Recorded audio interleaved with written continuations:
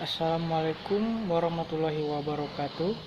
Perkenalkan, nama saya Hidayat, mahasiswa Sekolah Tinggi Ilmu Kesehatan Samarinda. Ingin menjelaskan beberapa tentang paragraf dalam bahasa Indonesia. Paragraf merupakan miniatur dari sebuah karangan. Syarat-syarat sebuah karangan ada pada paragraf. Memahami seluk-beluk paragraf berarti juga memahami miniatur dari sebuah bangun yang disebut karangan. Untuk dapat memahami paragraf secara baik, maka mengetahui batasan-batasan paragraf. Definisi dan ciri-ciri paragraf yaitu satuan gramatikal yang lebih besar dan lebih luas dari kalimat, karangan, seperangkat kalimat yang saling berhubungan yang secara bersama dipakai untuk menyatakan mengembangkan sebuah gagasan, dan setiap paragraf harus menyampaikan sebuah gagasan utama.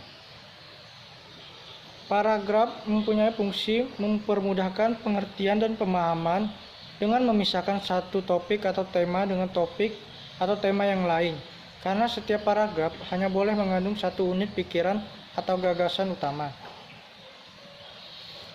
Paragraf yang efektif mempunyai ciri-ciri, yaitu yang pertama, mengandung satu gagasan utama yang dijelaskan dengan beberapa pikiran penjelas. Kedua, pikiran penjelas yang betul-betul mendukung gagasan utama. Ketiga, gagasan utama dan penjelas yang dikemas dalam kalimat yang lugas dan efektif. Keempat, kalimat yang satu berkait serasi dengan kalimat yang lain dalam sebuah paragraf. Fungsi paragraf bagi penulisnya, yang pertama itu paragraf memudahkan pengertian dan pemahaman.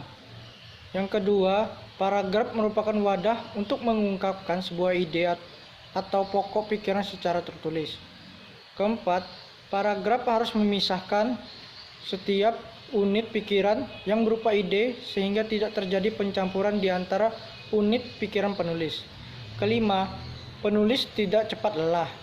Keenam, paragraf dapat dimanfaatkan sebagai pembatasan antara bab karangan dalam satu kesatuan koherensi bab pendahuluan, bab isi, dan bab kesimpulan. Fungsi paragraf bagi pembaca yaitu pertama, dengan memisahkan atau menegaskan perhentian secara wajar dan formal, pembaca dapat dengan jelas memahami gagasan utama paragraf penulis. Kedua, pembaca dapat belajar bagaimana cara menarik untuk menyampaikan sebuah gagasan dalam paragraf tulis. Pembaca sangat tertarik dan bersemangat membaca. Keempat, paragraf per paragraf karena tidak membosankan atau tidak melelahkan. Perincian mengenai rambu-rambu atau syarat paragraf yang baik adalah sebagai berikut.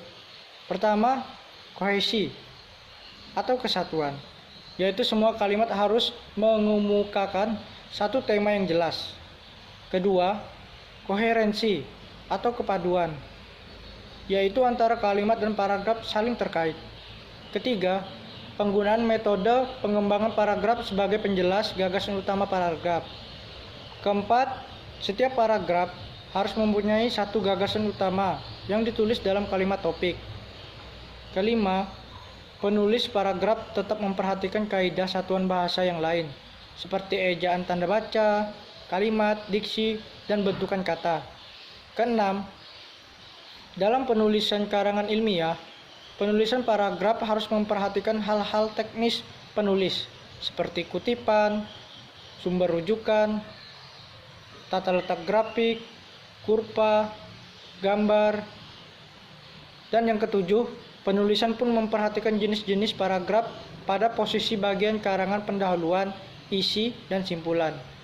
Kedelapan, penulisan paragraf yang menjorok ke dalam, sejajar, atau menekuk.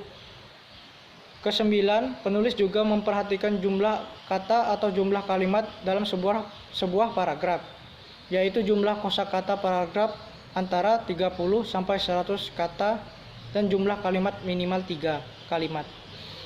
10. Jika uraian paragraf melebihi 100 kata, sebaiknya dibuat menjadi 2 paragraf. Sekian yang bisa saya sampaikan. Semoga ilmunya bermanfaat. Saya akhiri. Wassalamualaikum warahmatullahi wabarakatuh.